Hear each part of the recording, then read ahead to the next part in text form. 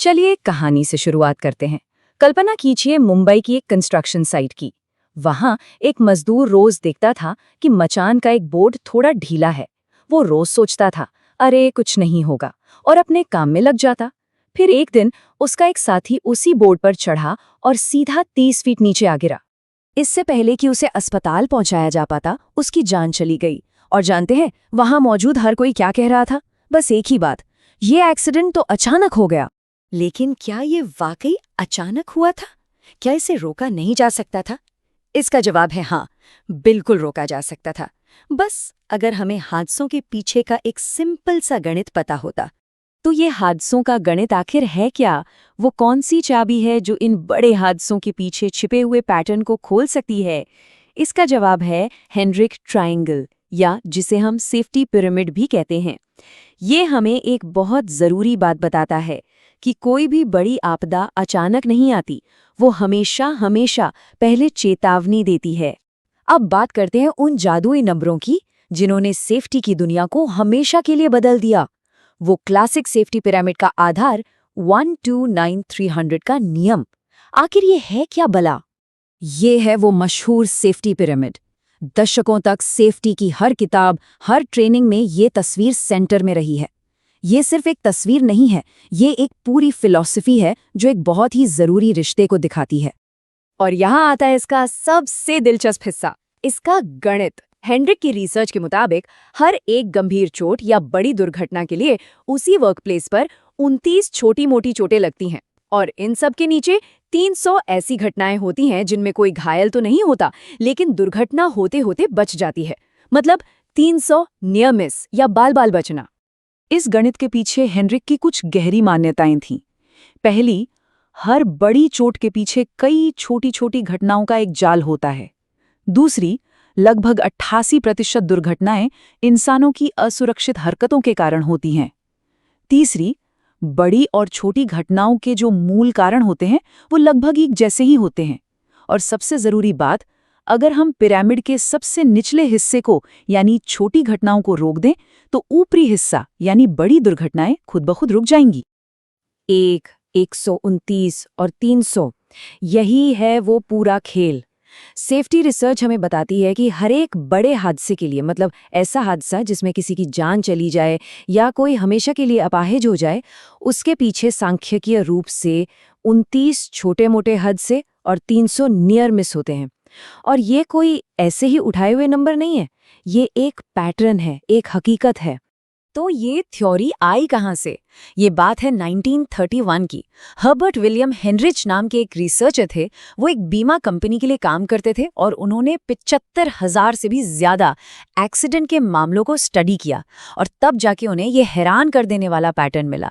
तो चलिए इस पिरामिड को अब परत दर परत खोलते हैं। किसी भी पिरामिड को समझने के लिए सबसे पहले उसकी नींव को समझना पड़ता है, और इस सेफ्टी पिरामिड की नींव है इसकी सबसे बड़ी और सच कहूं तो सबसे ज्यादा नजरअंदाज की जाने वाली परत। ये है वो नींव, 300 नियर मिस। इनको आप वो छोटी छोटी दरारें समझ सकते हैं जिनसे होकर बड़े हादसे अपना रास्ता बना लेते हैं। ये वो वार्निंग बेल्स हैं जिन्हें हम अक्सर कुछ नहीं हुआ कहकर अनसुना कर देते हैं। अच्छा, तो ये नियर मिस होता क्या है? एकदम आसान भाषा में समझें तो ये बाल बाल बचे वाली सिचुएशन है। मतलब एक ऐसी घटना जिसमें चोट लगी तो नहीं, नुकसान हुआ तो नहीं, लेकिन हो सकता था, होने की पूरी पूरी गुंजाइश थी। ये एक तरह का अलार्म है जो हमें बताता है कि कुछ गड़बड़ है। जरा सोचिए, एक कंस्ट्रक्शन साइट है। एक वर्कर मान लीजिए 20वीं मंजिल पर काम कर रहा है, और अचानक उसके हाथ से एक भारी रिंच फिसल जाता है। वो रिंच नीचे गिरता है, हवा को चीरता हुआ, और जमीन पर काम कर रहे एक दूसरे वर्कर के ठीक बगल में धड़ाम से आकर गिरता है। बस 1 इंच का फासला था और एक बहुत ही भयानक दुर्घटना हो सकती थी। ये होती है एक बाल बाल बचने वाली घटना। चलिए कुछ असली उदाहरण देखते हैं जो साइट्स पर होते हैं। सोचिए, ऊपर मचान से एक हथौड़ा गिरा पर नीचे कोई नहीं था। या फिर एक मजदूर गीली फर्श पर फिसलते फिसलते बचा, रेलिंग पकड़ ली। कहीं पर बिजली का तार खुला पड़ा है पर किस्मत से किसी का पैर नहीं पड़ा। ये सब के सब नियम मिस हैं, और ये हर एक आने वाले बड़े हादसे का एक छोटा सा ट्रेलर है। तो अब सवाल ये उठता है कि दुर्घटनाएं असल में होती क्यों है?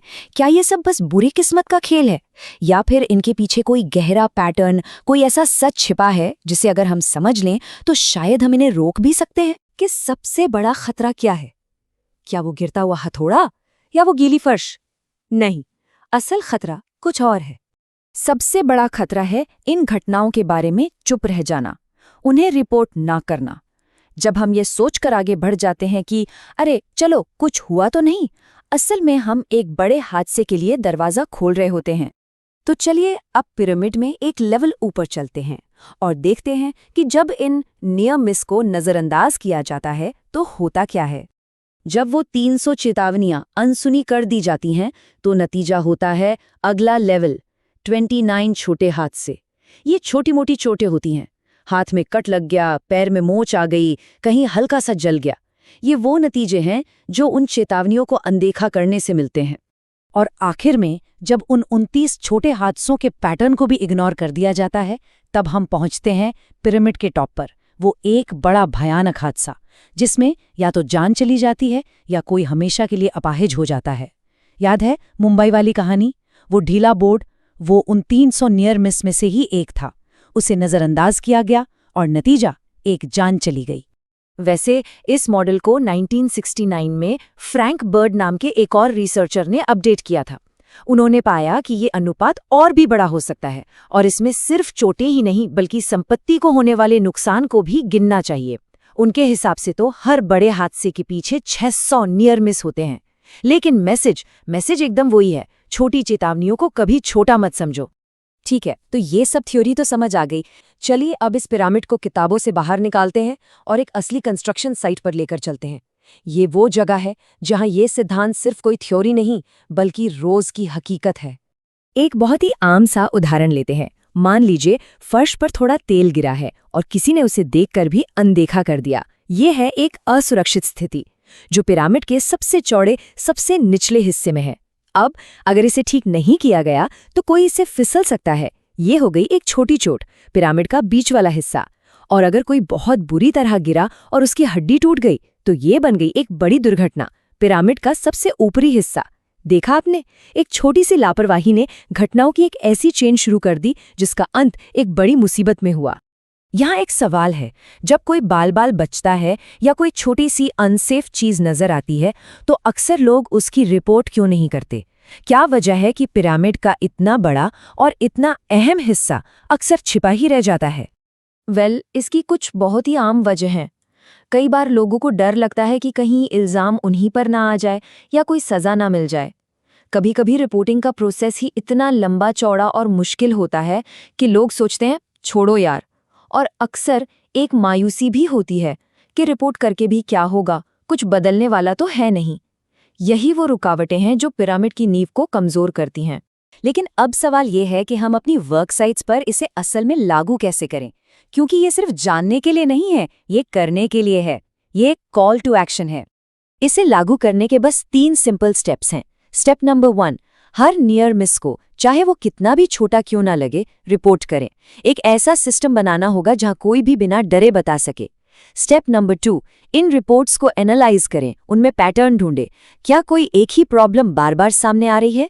और स्टेप नंबर 3, एक्शन लें, प्रॉब्लम की जड़ तक पहुंचकर उसे हमेशा के लिए खत्म करें।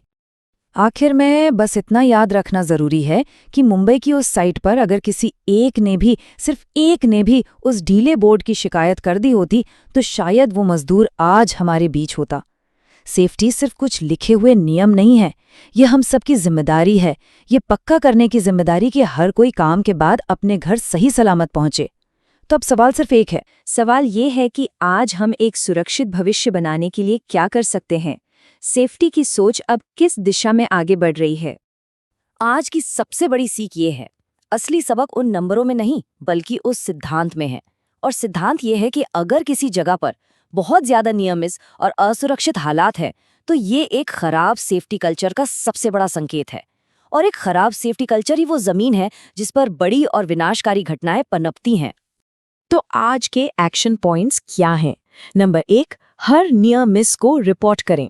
ऐसा माहौल बनाएं जहां लोग बिना डरे छोटी छोटी बातें बता सकें। नंबर 2, लोगों पर इल्जाम लगाने की बजाय सिस्टम की उन कमियों को दूर करें जिनकी वजह से गलतियां होती हैं।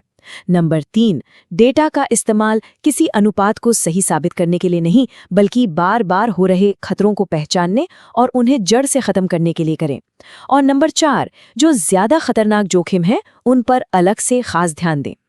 ये हमें एक जरूरी सवाल पर छोड़ जाता है, किसी भी वर्क साइट पर वो कौन सा एक छोटा मामूली सा दिखने वाला खतरा है जिसे अगर आज ही ठीक कर दिया जाए तो पूरे सेफ्टी कल्चर पर एक बहुत बड़ा पॉजिटिव असर पड़ सकता है। शायद कहीं कम रोशनी या कोई खुला पड़ा तार, जरा सोचिए। और इसी विचार के साथ हम इसी समाप्त करते हैं। सुरक्षा नंबरों का खेल नहीं है, ये हालातों का सच है, और एक सही कल्चर इस सच्चाई को नजरअंदाज करना नामुमकिन बना देता है। तो सेफ्टी पिरामिड हमें अनुपात से ज्यादा कल्चर के बारे में सिखाता है, और यही इसका सबसे बड़ा और हमेशा काम आने वाला सबक है।